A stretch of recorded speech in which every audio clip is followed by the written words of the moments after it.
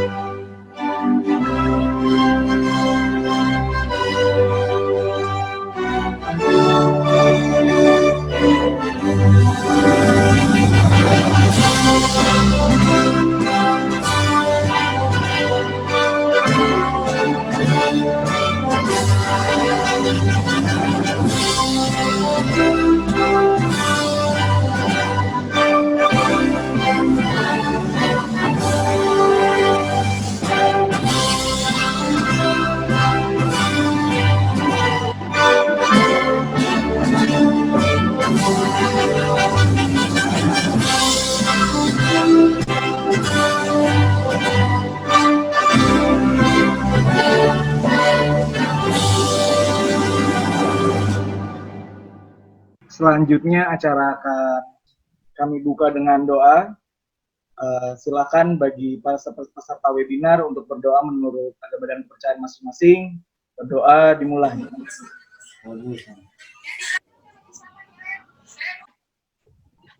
Berdoa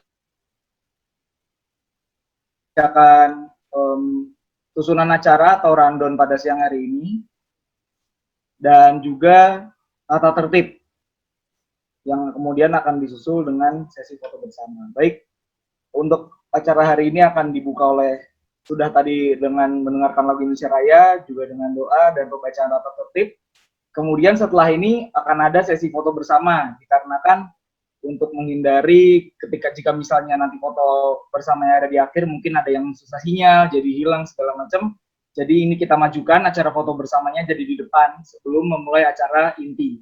Kemudian akan ada pengantar dari Bapak Junior Ilham dan akan dilanjutkan opening oleh moderator dan memulai diskusi tanya jawab bersama dengan 13 narasumber kita yang berasal dari kalangan milenial. Lalu akan disimpulkan kembali oleh moderator dan akan ada apresiasi serta closing seperti itu. Dan untuk sesi tanya jawab atau dari peserta terhadap narasumber nanti akan digabung dengan sesi diskusi. Jadi mungkin bentuknya akan seperti mini talk show seperti itu. Kemudian untuk tata tertib, yang pertama adalah gunakan ID atau nama yang sudah terdaftar untuk mengikuti jalannya acara. Dan pada saat diskusi akan dimulai nanti, maka room akan dikunci sehingga tidak ada yang bisa masuk kembali.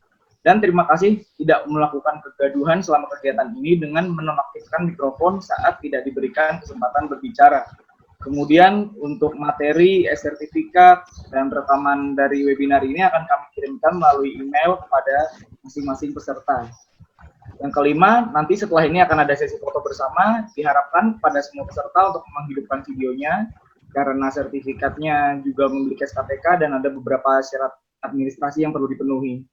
Dan yang terakhir, panitia berhak mengeluarkan peserta yang dianggap mengganggu jalannya kegiatan dan tidak diperkenankan memasuki room kembali. Demikian susunan acara dan tata tertib kegiatan webinar pada siang hari ini untuk dapat tercipta ketertiban bersama dan dapat mengikuti semuanya dengan baik. Untuk menjadikan perhatian, terima kasih.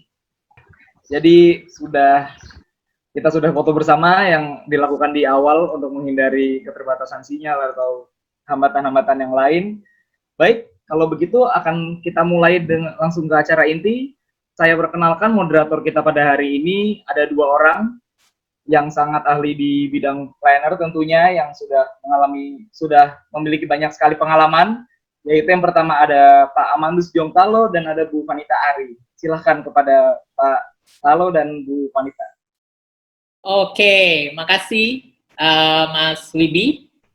Baik, teman-teman sekalian, kata orang tak kenal maka tak sayang, tapi kalau menurut kami tak kenal maka kenalan.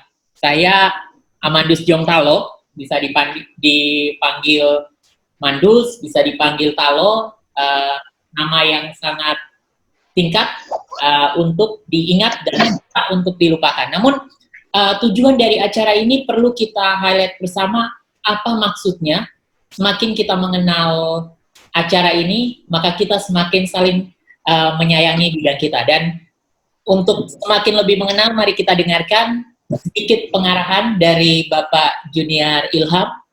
Kami mohon berkenan untuk memberikan sedikit pengarahan kira-kira kemana, mau dibawa kemana acara ini. Silakan Pak Junior. Oke, terima kasih. Terima kasih, rasa bangga untuk semua narsum yang datang ya. Hari ini 13, besok 13. Kita juga kalau melihat dari partisipan yang baru hadir masih 53, nggak apa-apa karena waktu kita saling berkejaran karena nggak sama antara di WIT, WITA, dan WIT. Terima kasih juga, sangat saya banggakan para narsum yang sudah meluangkan waktu untuk kita berdiskusi nantinya. Kita sebenarnya ingin memberikan ruang, memberikan sesuatu yang nanti bisa juga berguna bagi orang lain. Itu sebenarnya inti kenapa mengadakan kegiatan ini. Tidak lupa kami juga berterima kasih kepada teman-teman yang ikut berpartisipasi. Saya melihat ternyata tidak cuma milenial ataupun para muda yang datang di sini. Kebetulan saya mewakili kolonial, bukan milenial. Tidak bermaksud mendikotomi, tapi memang waktunya berbeda.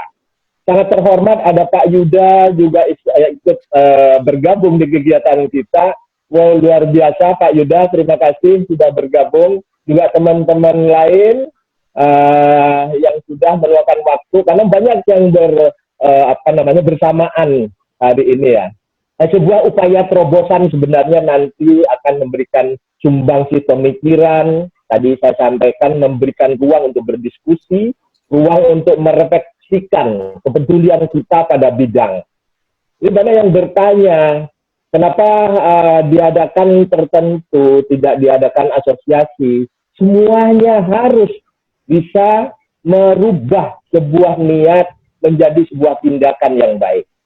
Nah, teman-teman semua, kita berupaya mewujudkan yang selama ini hanya ide, hanya diskusi, hanya berada di ruang maya. Kita mewujudkan ide-ide kita itu untuk menjadi suara, untuk menjadi sesuatu yang memang menjadi urgen untuk diingat. Dan bagi pengingat ini juga untuk bukan hanya para planner muda, juga para di sana yang mempunyai tanggung jawab moral, memegang kekuasaan untuk menentukan level-level kompetensi kita, aturan-aturan yang ada, dan lain sebagainya. Nah, semoga apa yang kita niatkan bersama ini, itu juga membiaspora. Ini yang kita maksudkan, bisa membiaspora semakin baik dan lebih baik untuk kemajuan bidang kita. Itu yang utama. Terima kasih, saya sampaikan lagi waktunya Mas Mandus.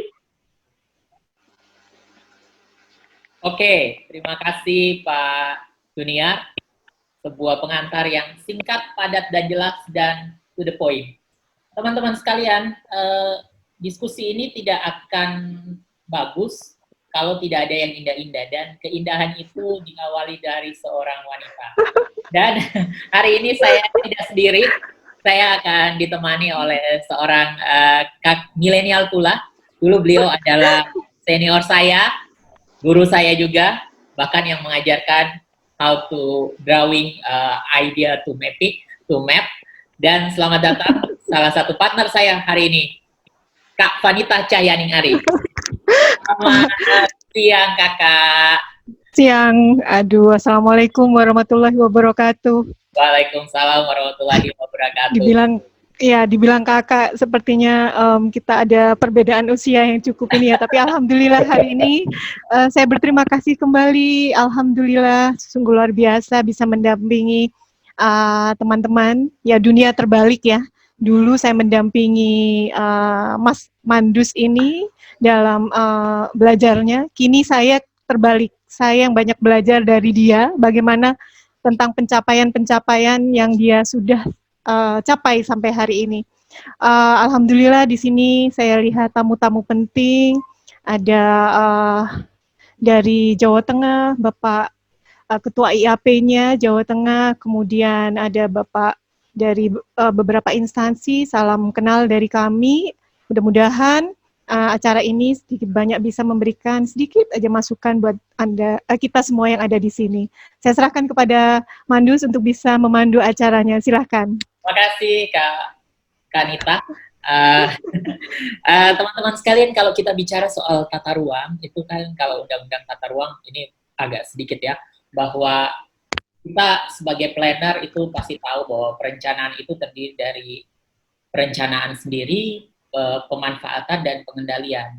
Jadi konteks kita pada saat ini kita berpikir bagaimana tiga proses ini dapat bisa disupport. Sehingga hari ini kalau teman-teman lihat sendiri, trust me, I am a planner. Sudah trust nggak kita terhadap diri kita dengan apa yang kita miliki? Dan bukan cuma dari bidang tata ruang saja, ada teman saya, Mbak Cici. Mbak Cici ini adalah salah satu NGO yang kesehariannya tidak memiliki background planner, tapi mengerjakan hal-hal yang lebih jago di bidang planner, khususnya di bidang community planning. Dan terima kasih Mbak Cici bisa hadir. Dan teman-teman sekalian, hari ini kita kehadiran kurang lebih 26 perencana dari 26 provinsi di Indonesia. Dan untuk hari ini, kita sajikan ke hadapan Anda 13 millennial planner di sesi 1 yang berasal dari 13 provinsi. Dan siapakah mereka? Mari kita lihat berikut videonya untuk Anda sekalian. Gitu kan, sebenarnya penting cuy gitu, soalnya itu tuh buat perencanaannya. Sepenting apa gitu. sih PWK itu? Iya, soalnya itu basicnya gitu lah, perencanaannya kan semuanya diawali dengan sebuah perencanaan. Dan inilah 13 millennial planner dari 13 provinsi di Indonesia. Yang pertama, Kakak Dominikus Point dari Papua Barat. Yang kedua, Rati Purnamasari dari Daerah Istimewa Yogyakarta. Maskur Mahdi dari Maluku Utara. Renko Putra Ponbodo. Leonardus Kahamanggo dari Nusa Tenggara Timur.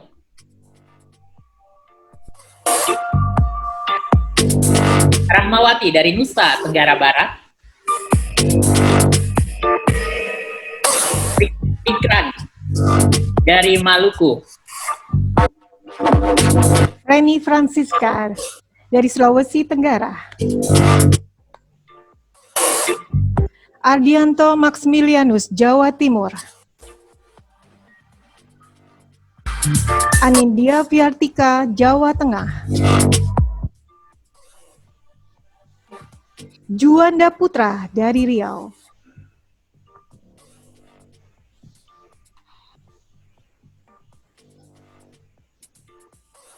Destri Wulandari dari Sulawesi Tengah. Yuyun Komaria, Solomon Island. Dan satu lagi, Leni Intani dari Yogyakarta. Gitu, Bang Mandus. Oke, terima kasih. Itulah 13 planner, millennial planner yang hari ini akan berdiskusi dengan kita.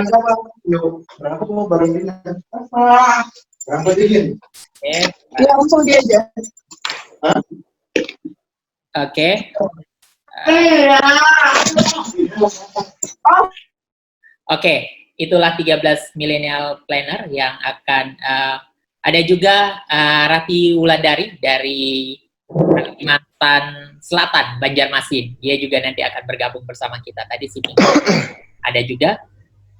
Teman-teman sekalian, sebelum saya akan memberikan, sebelum kita berdiskusi, di antara 13 planner ini ada yang paling muda, ya.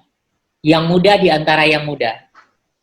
Dan sudah hadir bersama kita, planner yang paling muda dari 26 planner dan 13 planner yang ada di ini adalah Kakak Anindya Priyatika dari Jawa Tengah. Halo Kak Andia. Kak Andia. Halo. Oke. Gimana? Iya kabarnya, Api? Kabarnya Saya mawon, alhamdulillah. Baik, Kak Adin, saya mau bertanya nih, karena Kak Adin ini di antara dari teman-teman Kak Adin yang paling muda ya. Sebenarnya kalau Kak Adin sendiri kan memang kalau dilihat dari informasinya adalah seorang calon planner ya, masih di kampus. Kira-kira yang ingin saya tanyakan nih seperti ini Kak.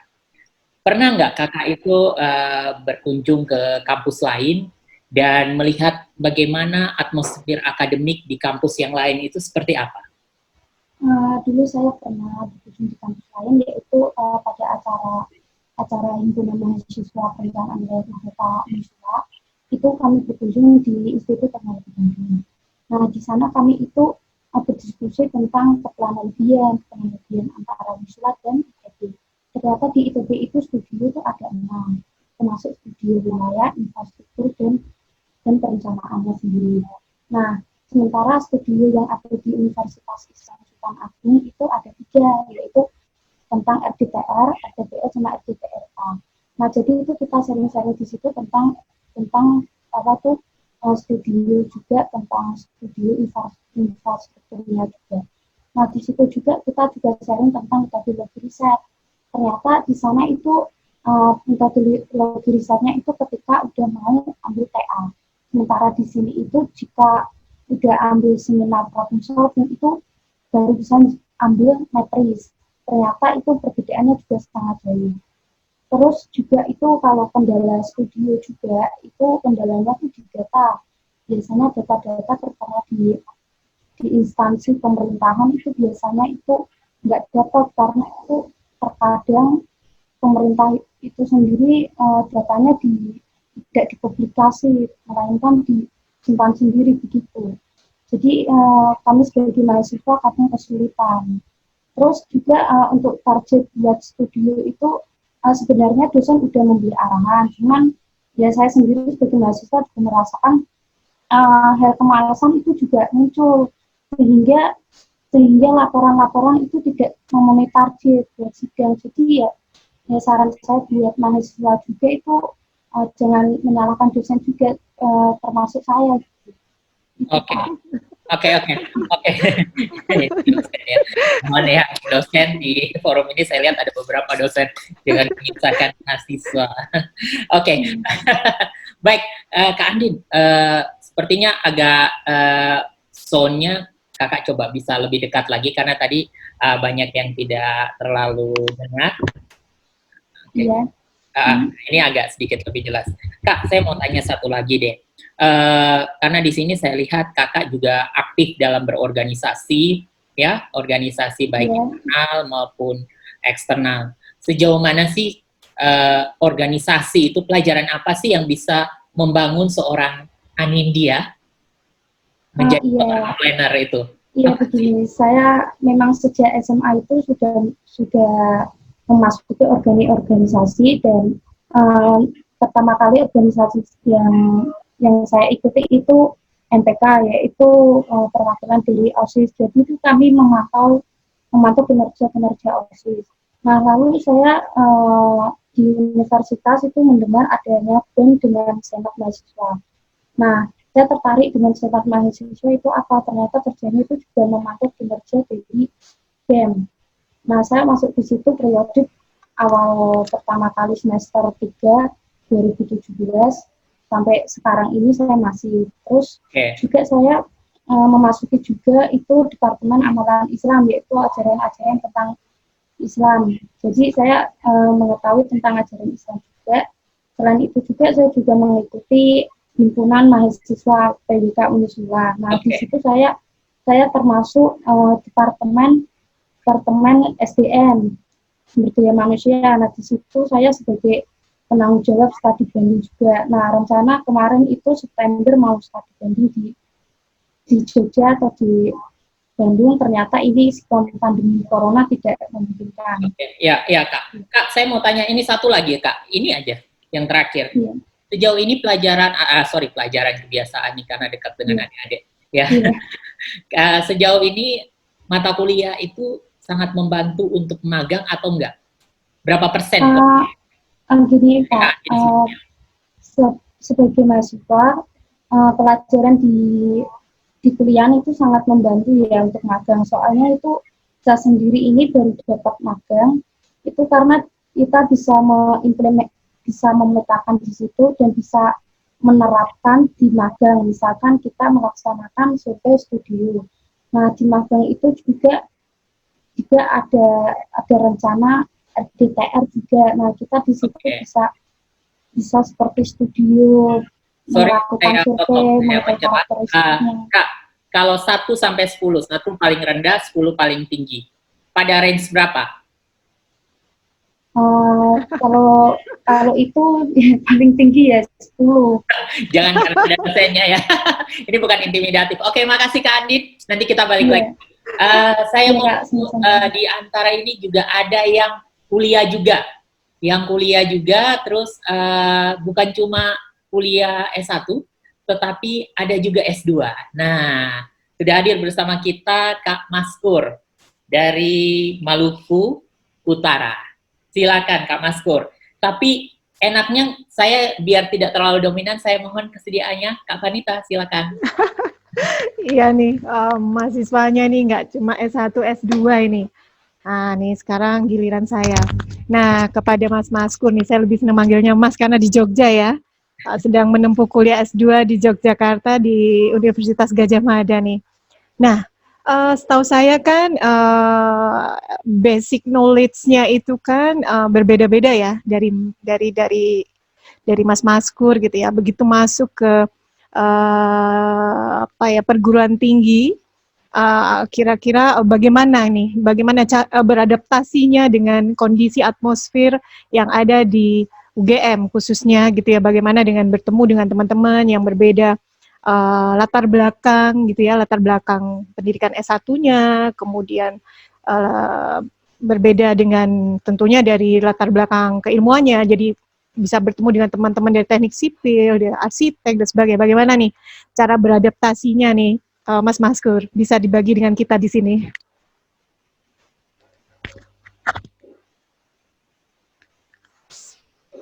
Soundnya? Ya, terima kasih. Terima kasih Kak Vanita, biar lebih akrab lagi. Sebelumnya saya sapa, terima kasih juga Pak Jun, Kak Mandus, dan di sini ada salah satu ketua asosiasi juga dari Maluku Utara, Pak Mohtar Jaya. Selamat bergabung Pak. Terima kasih sudah gabung juga. Semoga ke depan teman-teman pioners khususnya millennials ya di wilayah timur juga banyak yang bakal bergabung dengan kita. Ya, saya kembali ke pertanyaan. Tentunya sangat sulit bagaimana kemudian kita bisa beradaptasi di kondisi yang baru. Saya sebelumnya sudah 10 tahun yang lalu selesai S1. Saya angkatan 2005 SMA-nya, dan setelah kurang lebih 10 tahun baru bisa lanjut lagi di S2.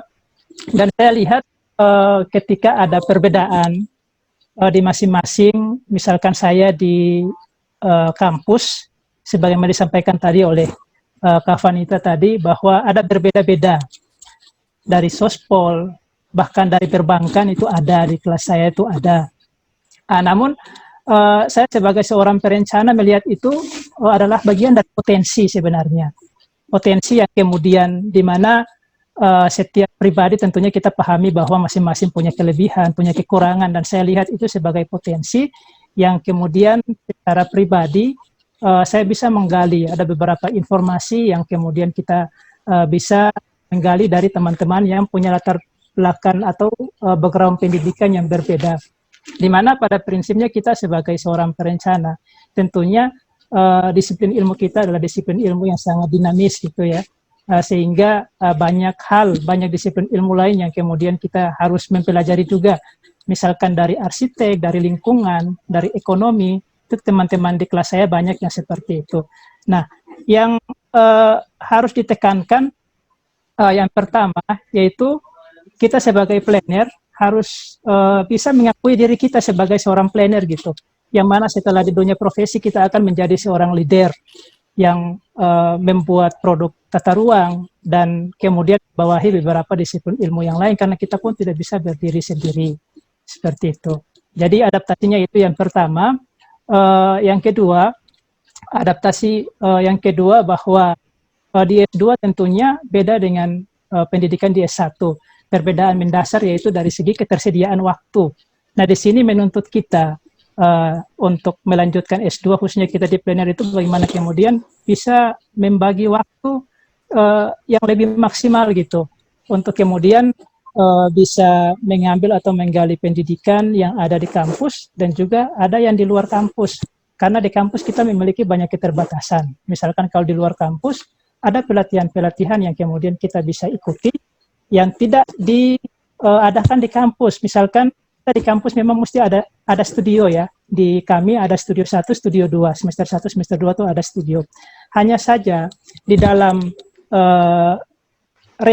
realisasi studio itu kita tidak diantar sampai pada level yang finish itu.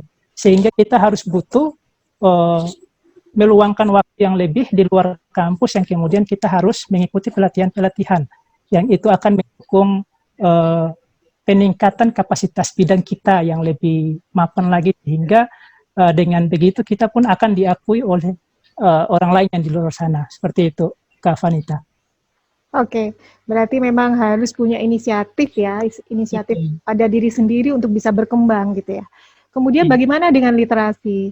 Anda mungkin bisa membandingkan ketika S1, kemudian melanjutkan ke S2, bagaimana Anda bisa mengimbangi gitu ya, mengimbangi dengan perilaku atau pola-pola yang sebelumnya kemudian harus saya boleh bilang mungkin berkompetisi ya, harus ada semacam jiwa berkompetisi di dalam, karena kan ini masuknya ke bidang dunia kita ya, kalau dari bidang lain masuk mungkin mereka beradaptasinya berbeda, tetapi kita yang dari memang linier dengan S1 yang PWK, kemudian S2-nya juga PWK, dengan perilaku kita yang sebelumnya, dengan keterbatasan, bagaimana Anda bisa beradaptasi pada kondisi yang seperti itu? Mungkin bisa disampaikan, silahkan. Baik, terima kasih. Untuk berliterasi yang dimaksud di sini ya, pertama saya ingin sampaikan bahwa beda pendidikan yang kita dapati di S1 dengan S2 khususnya di bidang kita. Di mana di S1 tentunya basically bidang kita yang kemudian ditekankan gitu. Pendampingan dosen, pendampingan setiap asisten dosen itu sangat ketat untuk mengantarkan kita ke puncak yang di level S1. Beda halnya dengan level S2. Kita lebih diberikan kesempatan untuk mandiri, ya, bagaimana kemudian kita bukan ditekan ya, mohon maaf, kita lebih dituntut untuk kemudian tidak harus menunggu apa yang kemudian diberikan oleh dosen atau disediakan oleh kampus. Namun kita harus lebih mandiri untuk kemudian mencari yang di luar, sebagaimana saya sampaikan tadi ada pelatihan dan yang lain sebagainya. Nah, terkait dengan bagaimana penyesuaian ya literasi tadi, saya pikir yang perlu yang ditekankan lagi yang saya sampaikan tadi bahwa ada pengakuan diri kita bahwa kita adalah seorang planner yang kemudian dalam hal ini kita harus mempertahankan kompetensi kita, ya, kompetensi bidang kita. Minimal yang pertama, kita harus selalu meningkatkan ya. Saya sering bahasakan seperti ini, Kak Vanita. Ada 3M yang sering kita harus lakukan sebagai seorang planner untuk mengimbangi kondisi yang ada 3M. M yang pertama yaitu bagaimana kemudian kita harus banyak membaca. Ya, membaca. Membacanya apa? Membacanya selain referensi yang diberikan oleh dosen, maka kita harus banyak membrowsing artikel-artikel yang kemudian berkaitan dengan bidang kita, sehingga kita membaca. M yang kedua adalah mendengar. Nah, mendengar ini apa? Mendengar adalah bagaimana kemudian selain di kelas, di kampus yang kita dapat, kita harus banyak mengikuti pelatihan-pelatihan, misalkan RDTR, PJ, terus lagi KLHS, mungkin ada program-program lain yang kemudian bisa menunjang bidang kita, misalkan GIS, itu yang kemudian kita, maksud saya untuk bisa mendengar gitu ya, mengikut pelatihannya. Dan M yang terakhir adalah menulis. Nah, di sini iya, menulis, Kak. Benar. M yang terakhir adalah menulis. Betul. Menulis ini salah satu skill yang kemudian harus dikembangkan oleh kita millennials planner. Ya, mungkin kita berbicara, berretorika itu mudah ya. Tapi bagaimana kemudian menuangkan gagasan di dalam tulisan-tulisan itu yang agak sulit, dan ini harus diperhatikan. Ya, mungkin melalui kesempatan ini juga kurikulum akademi juga mungkin perhatikan ini. Saatnya planners menulis gitu ya, mungkin Kak Mandus itu seperti itu, mungkin seperti itu. Iya, oke, terima kasih. Ini sebenarnya kata yang paling terakhir yang sangat membuat kita harusnya lebih nih ya, karena menulis. Jadi teman-teman bapak ibu sekalian atau teman-teman sudah mampu ya berbicara, tetapi menulis itu butuh treatment khusus sepertinya. Jadi terkait dengan menulis ini kayaknya nggak salah kalau saya sedikit nih mengilik kitik ini Mas Mandus Jongtalo.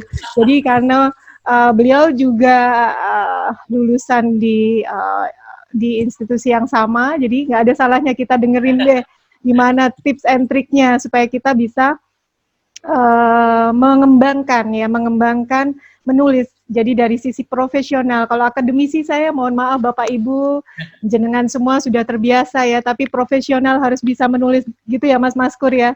Jadi memang harus mulai mengembangkan itu. Silakan Mas Mandus, monggo dibagi. Baik Kak Vanita, terima kasih. Saya teringat akan satu quote dari Ali bin Abu Thalib, mengatakan bahwa ikatlah ilmu dengan menuliskannya, karena sebuah pena lebih tajam daripada sejuta kata. Oke. Yang saya lakukan ketika sama seperti waktu Mas Maskur masih di MPKD, itu yang pertama adalah saya belajar kemana saja. Jadi dengan jurusan apa saja saya masuk. Mana ada diskusi saya ikut. Yang kedua saya upgrade. Apalagi kalau ruang belajar itu apapun itu saya ikut banget. Bahkan sekarang pun saya masih belajar. Dari teman-teman saya, dari siapa aja. Jadi bahkan saya belajar, mau belajar apa? Mau belajar ke UIN, Jogja pun saya belajar. Ilmu agama pun, yang di luar keyakinan saya. Belajar tentang ilmu budaya. Saya 1 tahun saya belajar strukturalisme di Fakultas Ilmu Budaya. Terus saya belajar ekonomi juga. Bahkan yang sangat, ternyata kalau kita secara psikologi ya, kalau kita mau bilang bahwa ketika pelajaran itu kita internalisasi ke dalam diri kita, saya pernah ngikut seminarnya Profesor Bambang Brojonegoro di Gajah Mada waktu itu. Dan waktu itu saya internalisasi kayak apa ya, suatu saat saya harus bisa seperti orang itu atau saya harus satu panggung dengan orang itu. 3 tahun setelah itu, saya satu meja dengan Prof. Bambang Brojonegoro yang sekarang Menristek Dikti. Itu yang pertama. Yang kedua, Pak Basuki. Kebetulan Pak Basuki ini kan sering ngisi ya, Pak Basuki Hadi Mulyono, itu Menteri PUPR. Dulu kan dia masih Dirjen ya. Saya ikuti seminar-seminarnya beliau. Saya ketika dia datang ke Jogja, saya ikut. Dan akhirnya di bulan Januari kemarin, bahkan saya sampai 3 kali saya jadi moderatornya beliau. Bahkan yang saya baca, benar yang dikatakan Kak Maskur tadi, bahwa membaca itu, dulu waktu S1 saya ada dosen yang memang agak-agak, saya bilang agak aneh, karena disuruh membaca buku entrepreneurship. Waktu itu bukunya Pak Tung Dasamwaringin. Aduh, saya bingung lagi, ini saya salah jurusan atau gimana ya. Akhirnya saya baca buku itu, sampai selesai bukunya dia, buku pertamanya Pak Tung saya baca, dan tahun lalu saya satu panggung sama Pak Tung dan semua ringin. Saya langsung jadi moderator saya di salah satu stasiun TV. Nah, itulah yang membentuk kita dari apa yang kita baca, apa yang kita dengar, dan kita berkenalan dengan yang lain. Kira-kira gitu Kak Vanita. Oke, silahkan dilanjut deh. Wah ini Kak Vanita ini berarti habis ini saya dapat nasi kotaknya double ya. Oke, baik, dari tadi kita bicara di dalam tataran mahasiswa. Sekarang yang membentuk mahasiswa tidak terlepas dari kontribusi dosennya sendiri. Dan di sini sudah ada dosen dari sekretaris jurusan ITN Malang nih, Kak Ardianto. Nah, mana beliau sudah hadir nih? Ya. Oke. Halo Kak Ardi. Halo Mandus. Oke, Kak Ardi. Saya mau tanya ini. Kak Ardi bagaimana sebagai seorang pendidik ya di kampus itu bagaimana membangun kompetensi mahasiswa agar pertama laku di pasaran dan kompetensinya bisa berdaya saing di dunia kancah perencanaan, bukan cuma perencanaan sih, di dunia global, di dunia kerja. Kira-kira kompetensi apa yang dibangun Kak Ardi? Terima kasih Kak Mandus. Terima kasih teman-teman, terima kasih Bu Vanita. Saya panggil Ibu ya, nanti saya kualat, saya panggil Kakak. Ini juga dosen saya dulu Ibu Vanita. Kemudian Pak Junior juga terima kasih yang telah menginisiasi kegiatan yang sangat positif ini. Mudah-mudahan semakin banyak kegiatan positif yang bertujuan membangun kompetensi kita di bidang perencanaan. Pertanyaannya ini cukup sulit menurut saya, Mas Mandus, menurut saya cukup sulit. Pertama, bagaimana kita menjawab kebutuhan pasar? Bagaimana kita menjawab kebutuhan pasar? Bagaimana kita membangun kompetensi mahasiswa kita untuk mampu menjawab kebutuhan pasar? Prinsip marketing Mas Mandus yang paling tahu ya, karena Mas Mandus selain akademisi, beliau juga praktisi, entrepreneur, dan saya pikir lebih paham, tapi saya mungkin sharing sedikit dari apa yang sedikit saya tahu, bahwa tantangan kami di akademisi atau di lembaga pendidikan adalah kami menjawab kebutuhan pasar. Kami sebagai produsen, bagaimana kami mampu melahirkan planner-planner muda yang handal. Setidaknya di bidang perencanaan wilayah kota, saya pikir hampir semua lembaga pendidikan yang menyelenggarakan program studi perencanaan wilayah kota atau di bidang perencanaan ini mempunyai mimpi bahwa ketika mahasiswanya lulus, setidaknya ada 4 aspek yang harus dikuasai oleh seorang planner. Yang pertama, planning method. Mahasiswa memahami metodologi perencanaan. Yang kedua, planning isu. Jadi, bagaimana mahasiswa memahami isu-isu perencanaan. Kemudian, planning tools yang nanti mungkin akan lebih banyak dibahas di dibahas di sesi kedua, dan yang terakhir planning practice. Jadi itu setidaknya ada 4. Nah, 4 ini yang kemudian harus kami ramu di dalam kurikulum kami. Bukan hanya kami, akan pikir semua lembaga pendidikan yang menyelenggarakan program studi perencanaan wilayah kota.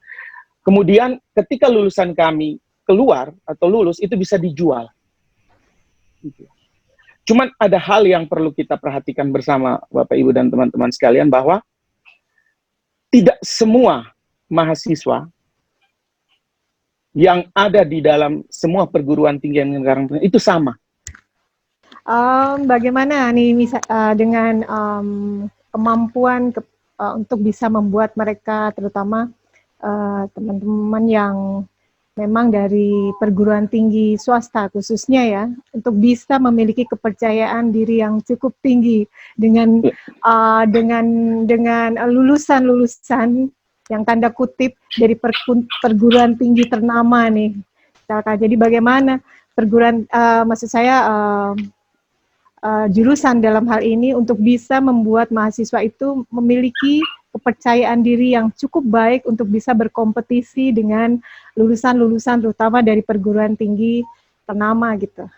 Itu sih Itu yang pertama. Terus yang kedua, dengan kondisi pandemi seperti ini, tentunya kan beberapa mata kuliah, terutama studio, itu tidak bisa berjalan sebagaimana mestinya pada situasi yang ini ya, konvensional ya. Jadi butuh terobosan-terobosan baru, terutama infrastruktur terkait dengan bagaimana pelaksanaan studio itu berlangsung. Mungkin sedikit aja bisa disampaikan untuk bisa memberikan gambaran bagi kita. Bagaimana merancang sebuah model pembelajaran yang saya pikir lebih berbeda dengan yang mungkin yang secara konvensional pernah dilakukan oleh atau sering dilakukan oleh akademisi di luar sana. Saya pikir teman-teman di ITB, di UGM dan di Undip yang sudah dilakukan selama ini. Nah, kita memang cukup tertantang. Saya sendiri cukup tertantang karena saya dulu pernah gara-gara saya, Ibu Vanita ditantang untuk membuat sebuah model pembelajaran yang artinya yang mampu mendorong. Oke, baik. Terima kasih Kak Ardi. Tadi kita sudah mendengar dari Kak Ardi, beliau dosen di Indonesia. Nah, sekarang bagaimana dengan kondisi atau bagaimana dengan kompetensi planner yang ada di luar negeri, planner yang bisa berdaya saing dan sebagainya, itu seperti apa? Telah hadir di room chat kita hari ini, Kak Yuyun. Nah, Mbak Yuyun, terima kasih sudah hadir ya.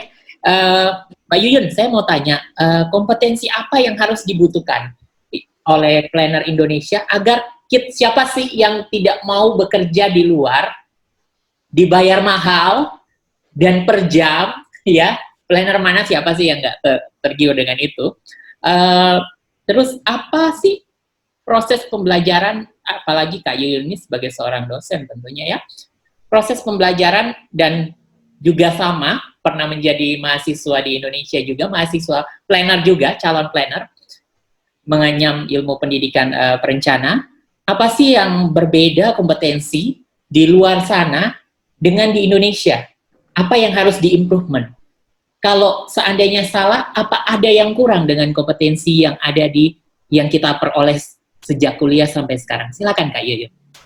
Oke, terima kasih Bang Mandus. Ya. Bula, kalau dari Fiji saya bilangnya bula, itu halo ya. Jadi kalau teman-teman ke Pasifik, ke Fiji, kalau arrive di bandara, mereka bilang bula, artinya halo gitu. Gimana? Bula. Ya, terima kasih sekali terkait dengan kompetensi ya. Kompetensi ini kan ada 3 variabel sebenarnya yang nanti kita akan dibilang orang kamu kompeten di bidang itu. Yang satu itu sikap atau attitude, kemudian knowledge, pengetahuan, di mana kita belajar di universitas atau formal study. Kemudian yang ketiga kan keterampilan atau skill. Nah, kalau knowledge Indonesia itu bagus sekali dalam segi kurikulumnya. Jadi ketika saya di Fiji seorang program developer untuk perencanaan wilayah dan kota. Jadi ketika saya develop program, saya bandingkan nih antara Indonesia, India, New Zealand, Australia, dan apa yang diperlukan di Pasifik itu sendiri. Jadi seperti yang dibilang oleh Bapak dosen sebelumnya, we need to know about our market. Jadi saya harus tahu market saya seperti apa nanti kalau bikin program. Nah, Indonesia tidak ada masalah untuk dari segi pengetahuan.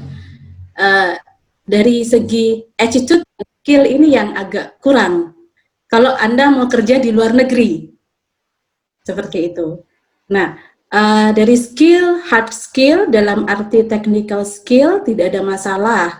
Teman-teman lebih advance, banyak sekali sudah belajar mengenai teknologi, sistem informasi, dan lain sebagainya untuk dunia perencanaan. Yang menjadi sedikit PR bagi kita adalah soft skill. Nah, soft skill ini yang kita masih kurang, ya. Jadi dari segi kepedean, dalam arti gini, kalau kerja ke luar negeri gimana nih bahasa Inggris saya, gitu kan. Waduh, saya nggak bisa ngomong bahasa Inggris nih, gitu. Jadi nggak pede, jangan khawatir. bahasa Inggris bukan bahasa pertama Anda. Jadi ketika Anda salah, everybody will understand it. Jadi nggak usah khawatir. Cuman tetap TOEFL atau IELTS harus ya sesuai dengan standar. Misalkan Anda mau kerja di Australia atau New Zealand, pasti mereka akan mengajukan persyaratan tertulis IELTS atau TOEFL. Nah, speakingnya ini yang kadang orang Indonesia kurang pede. Jadi nggak masalah, jangan khawatir, jangan takut, ya. Teman-teman dari negara lain pun even worse than us. Jadi meskipun saya bahasa Inggrisnya medok, just dihantam saja ngomongnya. Karena mereka akan bilang, oh kamu bukan dari Malaysia, tapi kamu dari Jawa, sepertinya seperti itu. Kemudian komunikasi. Bagaimana kita bisa berkomunikasi dengan baik. Jadi kita planner ini pasti pinter untuk berpresentasi ya, berpresentasi. Tapi bagaimana kita bisa berkomunikasi dengan baik? Karena sebagai seorang planner kita juga harus mengkomunikasikan hasil perencanaan kita kepada masyarakat. Masyarakat ini ada banyak tingkatannya, dari politisi, kemudian ke dalam akar rumput ke masyarakat di bawah. Nah, ini yang kita terkadang agak kurang. Mungkin kalau dalam kurikulum belum ada, mungkin dari teman-teman yang ada di organisasi-organisasi kemahasiswaan bisa nih mengadakan workshop tentang komunikasi, bagaimana cara berkomunikasi dengan baik. Jadi karena kalau saya sendiri sebagai program developer, saya harus mengkomunikasikan program saya tidak hanya ke industri, ke orang-orang yang akan memakai produk saya, tapi juga saya harus berkomunikasi kepada politisi. Jadi kalau di Fiji ngomong sama Prime Minister atau Menteri itu something it's biasa aja gitu ya. Jadi nggak wow gitu kamu ngomong sama Menteri, tapi biasa aja. Jadi bagaimana kita berkomunikasi dengan mereka, menyampaikan ide kita, jadi mereka aware dengan program kita, seperti itu. Kemudian apalagi ya, attitude ya, ada ini ya, ada pergeseran, degradasi attitude mungkin ya, kalau ibu-ibu senior, bapak ibu dosen, mahasiswa yang dulu dengan mahasiswa yang sekarang. Kalau dulu kan mau ngobrol sama dosen, aduh takutnya minta ampun dan sebagainya, sekarang mungkin sis gitu kan. Hal itu juga yang perlu kita pahami dengan siapa kita berbicara dan untuk apa, itu sangat penting sekali untuk adik-adik mahasiswa ya. Attitude itu key of your life. Orang akan menghargai Anda ketika Anda bisa menghargai orang tersebut. Apalagi ini Mas Oke, cukup. Nanti kita balik. Itu aja ya. Sebenarnya masih banyak, cuman ya itulah yang paling penting buat buat teman-teman. Jadi be confidence. You are the guardian of the space. Kalian itu nanti penjaga ruang. Jadi be confidence for it. Oke, thank you. Oke. Bula ya. Ya, Bula Vinaka itu terima kasih. Oh, Bula Vinaka. Oke. Baik. Tadi kita sudah bicara dalam planner-planner di tataran kampus ya dan sekitarnya. Sekarang coba kita agak keluar sedikit. Kembali lagi bahwa ruang itu satu, tapi manusia dan aktivitasnya yang terus bertambah. Bagaimana tugas kita sebagai planner mengoptimalkan ruang yang satu dengan aktivitas sesuai dengan peruntukan dan penggunaannya. Tentu itu salah satu clue-nya. Nah, di sini sudah banyak sekali narasumber kita yang jago-jago. Kalau saya bilang jago banget nih, sudah mulai sudah terjun ke dalam the real planner-nya mereka, the real perencananya mereka. Di sini ada Kak Rara, Kak Rahma, dan Kak Juanda. Terkait dengan saat ini yang lagi dikembangkan adalah RDTR OSS. Ya, bagaimana sistem penyediaan informasi spasial atau dokumen perencanaan itu dengan waktu sesingkat-singkatnya, dengan data sebanyak mungkin, ini bukan curhat juga, dan bagaimana kita harus menjaga kualitasnya. Saya mulai dulu dari siapa dulu nih, Kak Vanita? Boleh dari Kak Rahmawati deh, boleh deh. Silakan. Ya, silakan Kak Rahma. Ini bagaimana nih Kak? Ya. Ya. Ya, saya sebenarnya ini Bu, grogi sebenarnya ada Ibu. Jadi Bu Vanita ini adalah saya kagum sama beliau dan panutan saya juga waktu kuliah waktu itu. Jadi saya belajar banyak dari beliau. Ya, jadi sebenarnya dalam waktu sesingkat-singkatnya dengan kualitas yang harus terjaga. Sebenarnya itu agak susah bagi saya pribadi karena untuk suatu produk yang berkualitas kita sudah punya waktu yang memang sesuai seharusnya, bukan waktu yang singkat tapi waktu yang tepat. Jadi pengetahuan apa yang harus kita lakukan, sebenarnya pengetahuan itu muncul dari proses-proses pembelajaran kita. Jadi tidak muncul begitu saja. Jadi misalnya kalau ada yang menanyakan bisa tidak menyusun suatu produk dalam waktu singkat dengan kualitas yang bagus. Bisa-bisa saja asal distribusi personilnya kompeten, itu yang pertama. Kemudian berikutnya sebenarnya untuk pengetahuan sendiri kita bisa ambil dari mana saja, bahkan kita bisa learning by doing. Yang pertama, jadi selama jenjang karir saya, sebenarnya jenjang karir saya singkat, mungkin tidak sedinamis teman-teman sekalian atau dosen-dosen saya, tapi saya coba mengambil intisarinya saja. Jadi dalam waktu singkat dan dengan kualitas yang bagus, yang pertama kita mungkin perlu membangun persamaan persepsi dengan pemberi kerja. Jadi ini banyak saya sering jumpai pada saat mengerjakan suatu produk, hingga akhir penyelesaian produk itu kita masih menemukan ada perbedaan persepsi, baik itu dari segi judul, istilah, kemudian kedalaman materi. Jadi hal itu harusnya sudah harus disamakan di awal. Jadi sebelum mulai pekerjaan, kita dengan pemberi pekerjaan atau bahkan orang-orang yang akan terlibat di dalam pekerjaan itu sudah menyepakati hal-hal yang berkaitan dengan produk yang akan dihasilkan. Kemudian yang pertama kali juga kita harus perlu menyusun kerangka kerja. Jadi ini yang sering saya jumpai di dalam lingkungan bekerja saya, jarang sekali teman-teman, termasuk saya sendiri juga kadang karena waktu yang singkat tidak menyusun kerangka kerja. Tapi ternyata kerangka kerja itu menjadi penting pada saat kita dihadapkan pada kondisi waktu yang sangat terbatas. Jadi acuan kita adalah kerangka kerja itu, karena dari kerangka kerja itu kita tahu apa yang harus kita lakukan, apa yang harus kita ambil keputusannya. Kemudian harus ada manajemen waktu. Jadi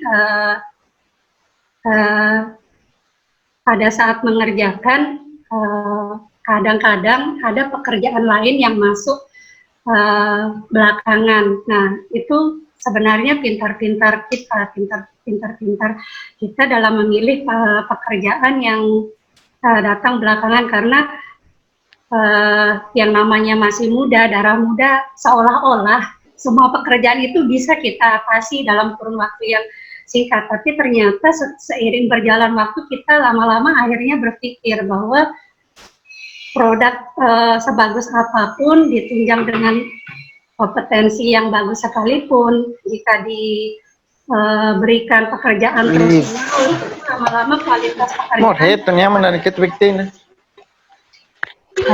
akan menurun. Jadi itu pintar-pintar kita memanajemen waktu, memilah pekerjaan yang prioritas, kemudian apa-apa yang harus kita lakukan di dalam pekerjaan itu harus kita manage waktunya.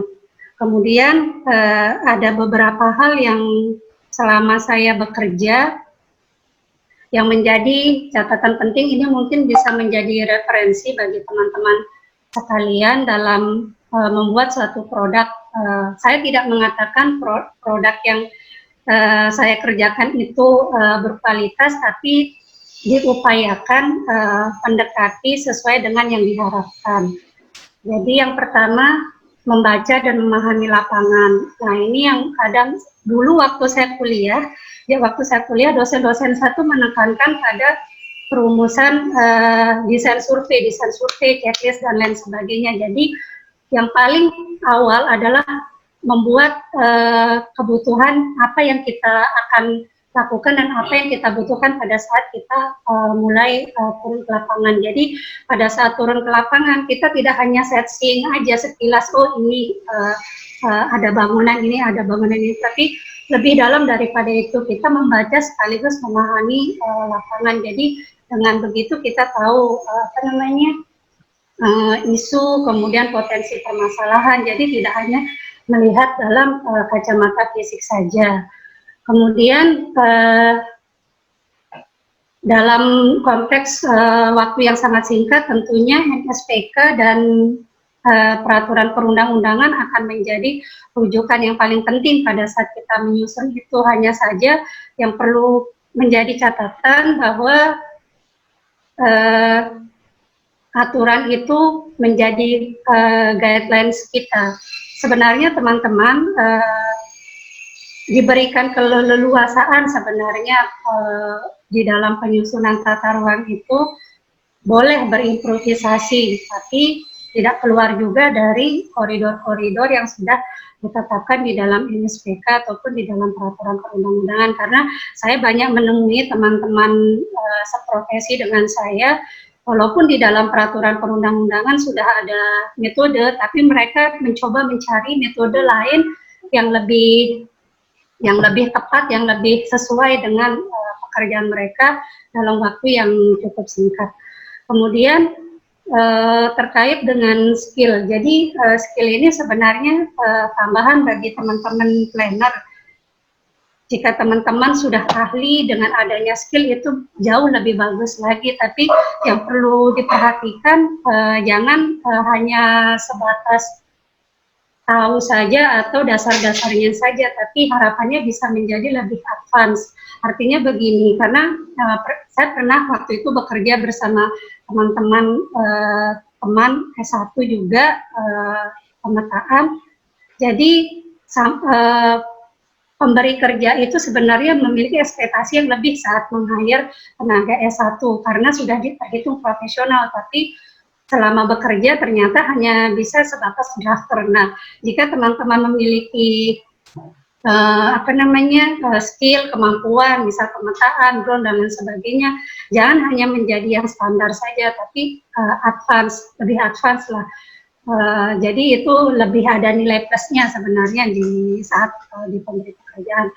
Kemudian terkait dengan ini juga tools. Jadi tools itu nantinya akan berguna pada saat kita melakukan metodologi. Ini sebenarnya pengalaman saya pribadi. Jadi pada saat saya presentasi dan menyampaikan metode pada saat itu di proses analisa, ada audiens yang bertanya pada saya.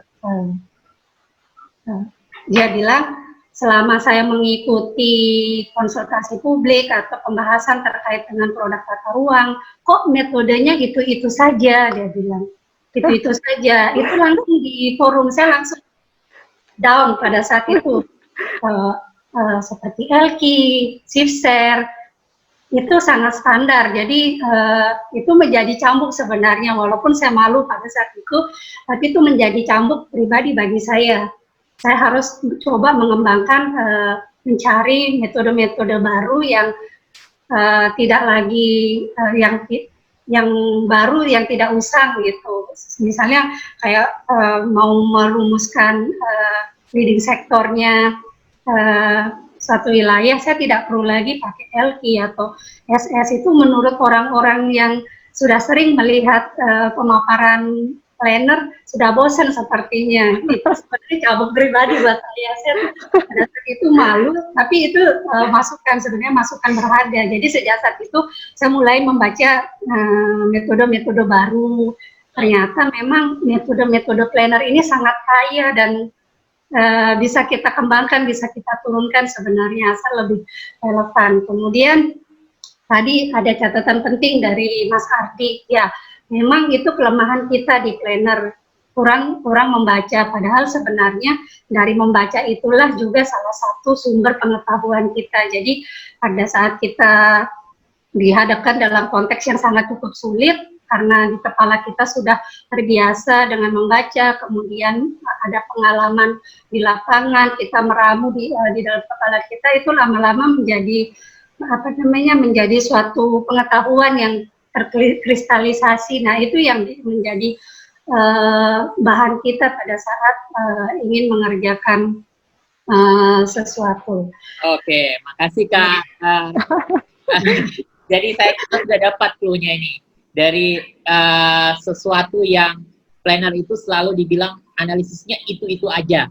Nah, bagaimana kita bisa buat analisis yang ada-ada aja, bukan itu aja. Jadi ada-ada aja. Gimana Kak Rara dari Jogja ini? Nah, yang ingin kita tanyakan ini adalah durabilitas begitu singkat, kualitas harus tinggi, harga gitu-gitu aja gitu. Oke, Kak Rara, gimana terkait dengan hal tersebut? Kompetensi apa? Apalagi sekarang kita itu masih berproses dalam bidang perencanaan aja. Padahal perencanaan itu ada pemanfaatannya, pengendaliannya belum kita sentuh. Bagaimana, apa yang harus kita lakukan? Atau ada yang salah dengan kompetensi kita? Bagaimana komentar Anda? Silakan Kak Juanda. Ya Mas, ini sebelumnya saya ucapkan terima kasih ini kepada ini suhu senior juga ini di bidang planner, ada Pak Junior, ini ketua permilenialan Indonesia ini. Ini dan Mbak Penirari, Mas Amandus dan teman-teman se-Indonesia, ya saya ucapkan selamat berjumpa di ini, semoga forum ini bermanfaat. Nah, sebenarnya kalau berbicara dengan durabilitas waktu ya memang sebenarnya banyak sih pengalaman tapi yang pertama ingin saya tekankan memang ini terkait RDTR OSS ini memang kan sudah kita pahami bersama bahwa saat ini gaweannya dari kementerian, apalagi sudah didukung dengan Perpres 24 2018 ini percepatan bidang perizinan dan investasi di bidang berbasis elektronik dan OSS dan RDTR juga sangat ditekankan oleh Pak Presiden. Jadi yang kami pahami dan kami sadari ini semua stakeholder baik di kementerian lembaga sudah paham. Selama ini RDTR itu kan yang tersulit itu terkait memperoleh citra satelit resolusi tingginya untuk proses pendigitasian peta dasar dan sampai proses berikutnya. Nah, di sini yang kita pahami memang prosesnya memang kita tidak bisa berdiri sendiri antara lembaga dan kementerian selaku penyedia jasa, kami dan pengguna jasa itu harus berkolaborasi. Nah, di situ juga di tengah jadwal yang padat, memang bukan kita aja yang dibuat repot. Ya, dari kementerian juga stafnya juga harus bayangkan Bapak Ibu sekalian harus mondar-mandir ke masing-masing provinsi untuk menghadiri dan mengikuti acara yang ditetapkan yang sudah diatur dalam proses nyusunan RDTR ini. Nah, terkait kualitas tentu ya kita sudah ada timeline-nya, sudah ada pedomannya sendiri ya. Kita mengikuti Permen ATR nomor 16 tahun 2018 dan di situ kita memang dalam proses supervisi itu memang ya banyak perbaikan dan itu memang harus kita ikuti ya. Memang kerja yang luar biasa di situ ada KHLHS juga yang nggak bisa kita hindari. Jadi terus terang ini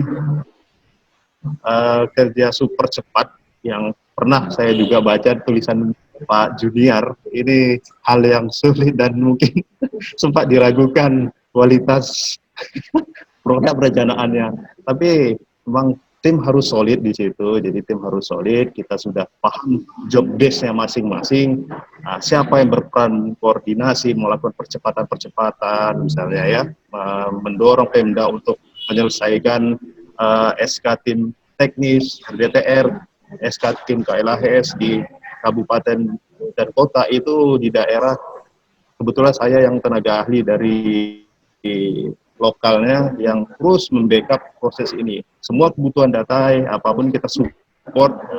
Nah, dalam prosesnya kita saling membackup. Nah, di situ kita berkolaborasi Dan intinya kita sebenarnya apapun kendalanya tim harus solid, dan itu kita udah tahu dan yang mau kita tuju itu apa. Dan selama proses sampai selesai itu sebenarnya nggak bisa dihindari, pasti ada perbaikan. Dan alhamdulillah di Riau ini dari 5 atau 6 bantuan teknis dari Kementerian ATR itu tinggal nggak lama lagi, paling untuk Perda sudah siap, Kabupaten Siak itu udah Perda dan beberapa Dumai, Lelawan dan beberapa kabupaten lainnya. Dan ini kami ucapkan terima kasih kepada tim ini yang jelas-jelas dari planner itu nggak bisa kerja sendiri, kita harus berkolaborasi, kita tim harus solid, tahu arah kita kemana, dan kita juga harus didukung dengan kualitas kualitas yang sudah diatur dan ditentukan oleh tim supervisi dari Kementerian ATR. Mungkin segitu aja beberapa sharing yang Oke. saya sampaikan, dan akan berbeda dengan kementerian yang punya gawe. Ini itu Mas Mandus. Oke, makasih teman-teman sekalian yang bisa saya sharingkan. Ya. Nampaknya Kak Rati sudah siap. Kak Rati, kita mendengar? Ya, selamat siang, Mas. Gini, Mbak. Tadi pertanyaannya kembali lagi ke Kak Rati. Yang ingin saya tanyakan, atau apa ada yang salah dengan pendidikan di pendidikan kompetensi kita, sehingga durabilitas waktu yang sangat singkat dengan kualitas yang sabrek dan bayaran yang biasa saja, itu belum bisa mencapai ekspektasi kualitas produk perencanaan yang cukup bagus. Bagaimana kita bisa menciptakan ruang yang livable, apalagi dengan pressure yang sangat tinggi seperti itu? Apa yang bisa dilakukan? Silakan Kak Rati. Ya, baik, terima kasih. Assalamualaikum warahmatullahi wabarakatuh. Terima kasih Pak Jun. Saya di sini sebenarnya banyak belajar juga untuk itu ketika saat proyekan tahun kemarin sama Pak Jun.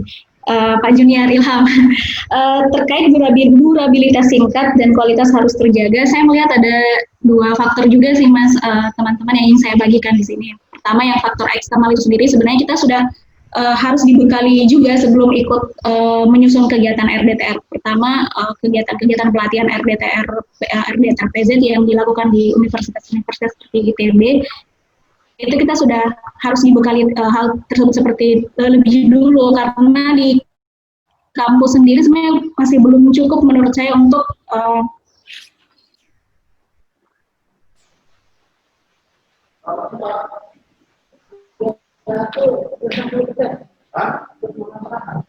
Karara? Berhenti.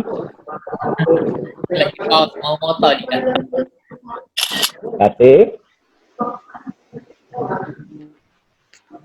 Kak Rati, dengan suara kami? Oke, seperti itulah. Oke, sinyalnya mungkin sedikit terganggu. Baik, saya kembalikan dulu ke Kak Vanita. Kira-kira apa yang mau di ini? Iya, sebenarnya kan pertanyaannya Kak Mandus tadi berhubungan dengan bagaimana kebijakan Omnibus Law kita ya. Jadi memang tuntutannya luar biasa dengan sampai tahun 2024, 2000 LDTR, kemudian per tahunnya sekitar 400-an. Jadi memang tuntutannya luar biasa gitu. Nah, bagaimana sih sebenarnya kesiapan kita untuk bisa memberikan atau ini ya dengan kebijakan tersebut gitu ya. Jadi selama kan tuntutan pekerjaan itu kan dengan berbagai hal yang diinginkan dari proses supervisinya. Jadi bagaimana kita mempersiapkan produk itu sesuai dengan apa yang diinginkan gitu. Nah, saya berharap di sini dengan diskusi kita ini ada sesuatu yang bisa diambil bahwa kita menjadi siap untuk pada kondisi yang benar-benar diinginkan dengan tuntutan yang sedemikian rupa, dengan sumber daya kita planner di Indonesia dengan per tahun sejumlah 400 LDTR gitu ya. Jadi saya berharap dari proses yang sudah teman-teman lalui dengan percontohan OSS pada tahun lalu bisa memberikan catatan-catatan penting buat kita untuk bisa lebih baik ke depan gitu ya. Nah, tadi Mas Juanda sudah menyampaikan beberapa hal, namun sepertinya perlu lagi kita gali, kita catat lagi apa-apa yang memang bisa kita ini ya, terutama pada beberapa metode ya, metode analisis yang mungkin tadi sudah disebutkan oleh Mbak Rahma, sudah mulai usang, sudah mulai butuh pembaharuan gitu ya. Kira-kira butuh apa sih sebenarnya untuk kita bisa mengakses hal-hal yang baru-baru tadi, terutama dari sisi informasi gitu ya. Nah itu bisa dari teman-teman kira-kira seperti apa nih gitu. Boleh di mungkin Mas Juanda atau tadi Mbak Rati bisa lagi?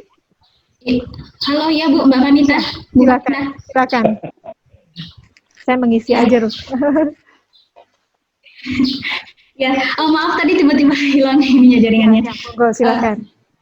Tadi yang pertama untuk faktor eksternal sendiri saya melihat memang kita sudah harus dibekali terlebih dahulu dari pelatihan-pelatihan RDTR PZ yang dilakukan misalnya di kampus ITB.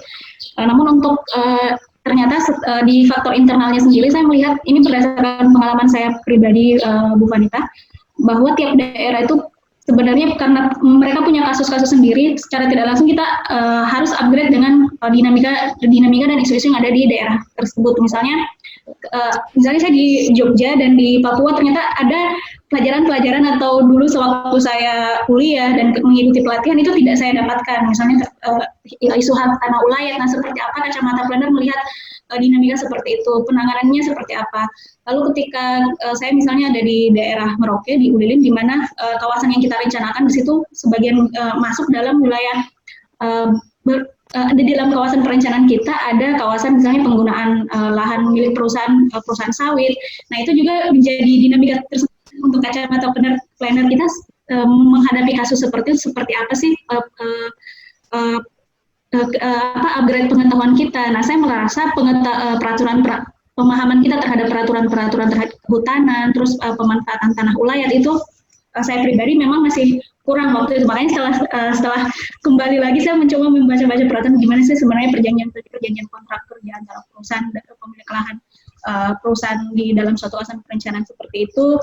Terus yang isu-isu seperti tanah ulayat itu seperti apa juga penanganannya ketika kita merencanakan kawasan perkotaan, benturan-benturan nilai-nilai sosial yang mereka sudah bangun dengan perencanaan kita itu seperti apa. Nah itu yang menurut saya memang dibutuhkan kepekaan, tidak cuma hard skill atau soft skill menguasai tools saja, tapi kepekaan kita melihat dinamika sosial masyarakat kawasan yang kita akan rencanakan itu seperti apa. Oke, baik. Merasain melihat seperti apa sih masyarakat, mereka menginginkan apa sebenarnya di kawasan di daerah mereka yang kita rencanakan. Kak Rara, saya mau tanya satu pertanyaan deh. Seperti itu. Saya lanjut ke yang lain. Sejauh ini dalam kacamata seorang Rara, RDTR OSS itu applicable nggak? Oh ya, ini saya curhat. Sebenarnya mungkin ya Bang Mandus, saya melihat karena kebetulan daerah yang saya tangani kemarin, yang kasus saya itu daerah rawan bencana. Sementara saya melihat ketika proses input data untuk OSS-nya itu sendiri lebih tepat mungkin untuk kawasan-kawasan sudah berkembang untuk jasa, terus mungkin di daerah Jawa itu sudah cukup aplikatif penerapan seperti itu. Namun ketika saya melihat kasus saya di daerah rawan bencana, saya tidak ketika saya mencari kode-kode pemanfaatan ruang itu saya tidak, di dalam perencanaan saya didominasi lebih ke kawasan rawan bencana. Makanya saya tidak melihat ini seperti apa penerapannya. Walaupun kita melihat mungkin ke depan ketika investor masuk, mereka sudah tahu daerah sini tidak bisa dimanfaatkan karena masuk daerah rawan bencana. Nah, yang jadi kritikan saya juga sebenarnya investasi yang dimaksud di sini tuh seperti apa? Apakah kita sudah punya kriteria investasi skala besar, sedang, atau kecil? Nah, ketika kita sudah punya klasifikasi seperti itu, mungkin juga kita bisa terbantu di dalam penyusunan RDTR-nya seperti apa sih kawasan-kawasan yang kita akan tentukan. Misalnya untuk nilai investasi besar, dia ada kita plotkan di mana, investasi sedang, ringan, itu kita plotkan seperti apa. Okay. Nah itu yang belum saya lihat, yang mengganggu sih kemarin waktu penyusunan RDTR OSS itu. Mungkin sebenarnya kita bisa melakukan juga klasifikasi investasi besar itu yang seperti apa, sedang seperti apa, menyesuaikan dengan kondisi existing yang ada di kawasan kita. Terima kasih. Boleh saya tambahkan nih, Mas Mandus ya. Jadi kalau saya boleh tarik satu hal yang dari Mbak Rara tadi sampaikan adalah berarti kita nggak bisa bekerja dengan template kan? Karena masing-masing wilayah itu memiliki karakteristik yang berbeda-beda. Dan itulah yang pendekatan fingerprint ya, kalau boleh saya bilang seperti terdahulu ya. Jadi memang kita harus kembali kepada karakter wilayahnya masing-masing. Nah, kondisi inilah yang menjadi tuntutan sebenarnya. Jadi dari supervisi itu menuntut kita untuk bisa mengembangkan diri kita. Nah, sejauh mana kita bisa menyediakan kemampuan ke arah yang dituntutkan gitu maksud saya. Jadi itu. Terus kemudian intuisi. Tadi kan menyebut-nyebut intuisinya. Jadi memang kepekaannya memang butuh. Nah, satu lagi sebenarnya dari dua hal itu, penghargaan kepada kita yang sudah bekerja keras ke arah situ. Sudah mengarah ke sana enggak sih sebenarnya penghargaannya? Kalau penghargaannya itu cukup ini ya, Mas Mandus ya, kita nggak perlu proyeknya sampai 20 ya setahun gitu ya. Satu aja cukup kali Bapak Ibu sekalian gitu ya, dengan bayaran yang cukup misalkan seperti itu. Jadi bagaimana ini teman-teman nih untuk bisa ke arah sana. Tapi saya persilahkan Bang Mandus, saya cuma nambahin aja. Baik. Jadi beda case, beda treatment yang perlu kita highlight begini. Kita coba ke yang masih fresh from the oven. Mbak Destri. Mbak Destri, terima kasih sudah bergabung. Saya ingin menanyakan ya Kak, sebagai kita ini kan lulus, kita menjadi seorang konsultan. Tetapi dalam konteks ini bahwa yang ada kita diatur sama pemberi kerjaan. Prinsip apa sebaiknya yang harus kita miliki? Fresh graduate. Jadi kalau untuk pengalaman saya, mungkin saya masih merasa kurang. Soalnya saya kebetulan masuk ke konsultan ini masih sekitar 2 bulan kemarin. Nah, kemudian itu diajak untuk mengikuti satu proyek. Nah, kemudian kalau untuk kira-kira kompetensi apa saja yang harus dimiliki, ya paling dari mungkin pendidikan kemarin kan sudah dilewati, kemudian juga untuk soft skill kayak untuk mengolah peta atau mengolah data seperti itu, kemudian juga paling untuk sikap, lebih kepada sikap yang mungkin kita bisa bekerja sama teman-teman yang lain. Seperti itu sih kalau. Makasih Kak. Mas Fikran, halo. Mas Fikran ada. Halo. Nah. Kak, saya mau tanya. Kalau kita bicara soal tata ruang, sudah banyak yang bisa bicara soal tata ruang. Nah, bagaimana kita meningkatkan daya saing kita agar kita itu different dengan yang lain? Apa yang harus dilaksanakan? Silakan, Mas Fikran. Ya, baik. Terima kasih. Perkenalkan, nama saya Fikran M. Yusuf. Asal saya dari Maluku, dan selama ini saya berkecimpung di dunia konsultan di Maluku. Tapi baru, pengalamannya juga masih sedikit sekali dibandingkan dengan teman-teman sebelumnya yang levelnya sudah suhu, dengan Bapak dosen, Ibu Fani, Ibu dosen, dengan Pak Jun semuanya. Jadi cerita di sini saya hanya sekedar berbagai pengalaman sedikit, berbagi pengalaman, hanya sekedar sharing. Jika ditanya terkait dengan kompetensi saya, terkait dengan bagaimana planner muda harus membekali kompetensinya di dunia planner, menurut saya sebenarnya kita perlu dibekali oleh 3 ya. Minimnya itu yang pertama ada attitude, kemudian ada skill, dan yang ketiga ada integritas. Jika dibandingkan dengan yang lain juga berbicara planner tentang tata ruang, tentunya kami mempunyai nilai tersendiri karena pola pikir seorang planner itu tentunya berbeda dengan pola pikir yang lainnya. Contohnya begini, seorang arsitek dalam merencanakan suatu kota, tentunya dia merencanakannya hanya bersifat dengan estetik, kemudian dengan struktur, dengan kaidah-kaidah bangunannya seperti apa. Namun kalau dalam seorang planner, apalagi kami planner muda, tentunya ilmu-ilmu yang kami dapatkan dari sebelum waktu kami masih kuliah itu harusnya merencanakan suatu kota itu ya dari tidak hanya memikirkan tentang bagaimana gedungnya dan estetika lingkungannya atau estetika bangunannya, tapi lebih kepada sosial, ekonomi maupun lingkungan yang ada. Jadi semua aspek ini harus menjadi tumpuan bagi seorang planner dalam merencanakan suatu kota seperti itu. Oke. Ya, seperti itu. Jadi artinya orang planner yang spesifikasinya ilmunya perencanaan wilayah dan kota dengan arsitek tentunya dalam memahami suatu perencanaan itu tentunya berbeda. Kami merencanakan suatu kota itu secara komprehensif, melihat dari berbagai aspek, aspek politik, aspek sosial, aspek budaya, ekonomi, segala macam aspek yang ada di dalam suatu kota. Karena melihat kota itu secara hal yang kompleks seperti itu. Oke, baik. Berpikir lebih komprehensif bisa kita dapatkan dari Kak Fikran. Kami ucapkan selamat datang kepada Profesor Ananta. Terima kasih Prof sudah hadir di ruang diskusi. Selamat sore Prof, sehat selalu dan sukses selalu. Baik, tadi kita sudah banyak bicara soal bagaimana planner berpikir secara lebih komprehensif, dan di sini juga ada Kak Freni dari Kak Freni? Iya, Mas Mandus. Oke. Ya, Kak Freni, saya ingin bertanya satu hal terkait dengan apa saja yang dilakukan sebagai seorang advisor, apalagi jam terbang kakak banyak di kotaku ya, di mana harus menjembatani kebutuhan pemberi kerja dengan kebutuhan spasial, di mana kebutuhan spasial yang dimaksud sangat rigid dan detail dan harus aplikatif.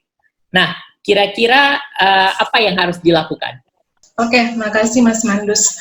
Mungkin saya berbicara dari sisi ruang lingkup saya sebagai konsultan perencana di program Kota Tanpa Kumuh, di mana kami di sini menjadi sebagai jembatan antara pemerintah dan masyarakat yang ada di daerah dampingan kami.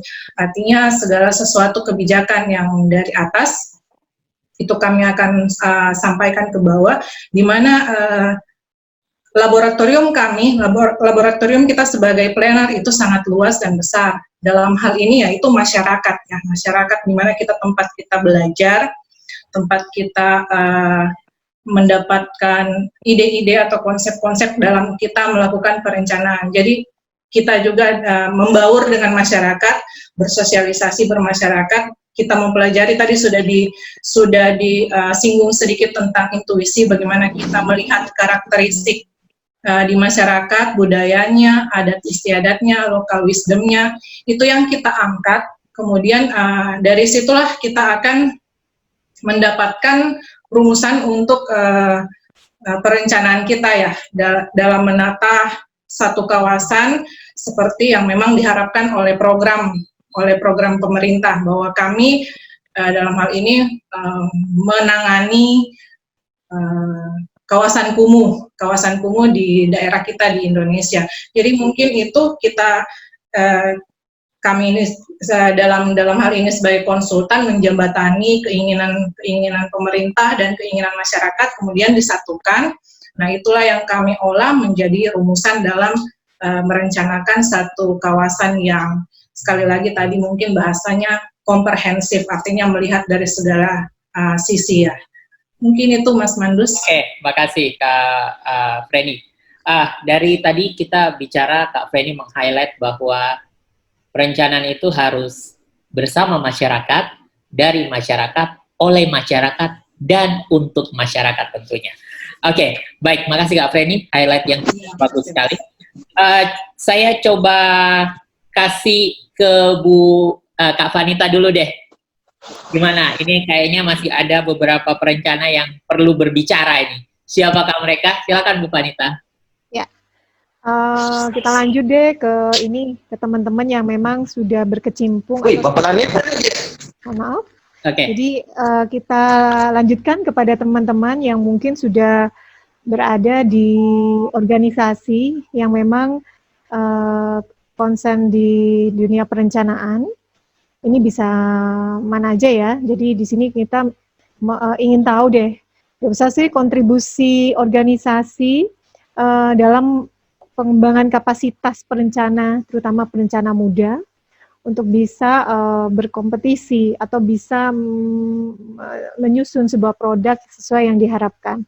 Saya coba Mas Dominikus ya dan Mas Renko untuk bergantian memberikan tanggapannya terhadap apa yang saya sampaikan. Silahkan. Duluan Mas Dominikus Point mungkin, silahkan. Terima kasih. Selamat sore waktu Papua. Selamat siang waktu Indonesia Barat ya. Oke. Salam sehat untuk kita semua. Perkenalkan, nama saya Dominikus Point. Saat ini ditunjuk oleh Pusat IAP sebagai Ketua untuk Papua Barat. Ketua IAP untuk Papua Barat. Untuk dari asosiasi sendiri, untuk kelembagaan dari IAP saat ini cukup banyak untuk perencana muda, perencana senior, dan pengembangan khususnya untuk perencana muda ini untuk divisi pengembangan inovasi dan standar praktik dan advokasi kebijakan ini sangat banyak juga. Itu diantaranya ini saya sampaikan saya dulu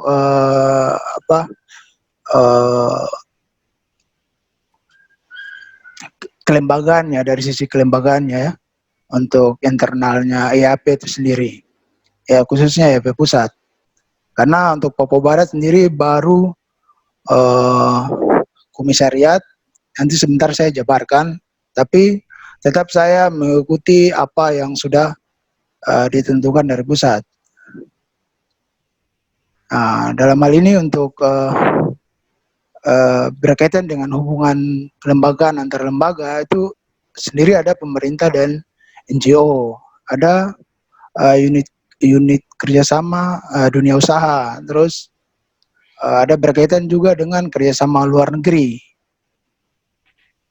Terus untuk berkaitan dengan pengembangan inovasi, standarisasi praktik dan advokasi kebijakan, itu ada berkaitan dengan tata ruang, zonasi, rancang kota. Terus berkaitan juga dengan lingkungan dan perubahan iklim. Terus berkaitan bidang keterpaduan infrastruktur dan permukiman perkotaan. Keempat, berkaitan dengan pengembangan perdesaan dan kawasan. Kelima, berkaitan dengan perencanaan ketangguhan bencana. Keenam, berkaitan dengan perencanaan pesisir dan kelautan. Terus ketujuh, berkaitan dengan planning tools. Ke-8 berkaitan dengan investasi dan pembiayaan.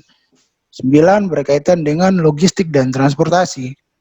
Dan terakhir berkaitan dengan perencanaan pembangunan sosial.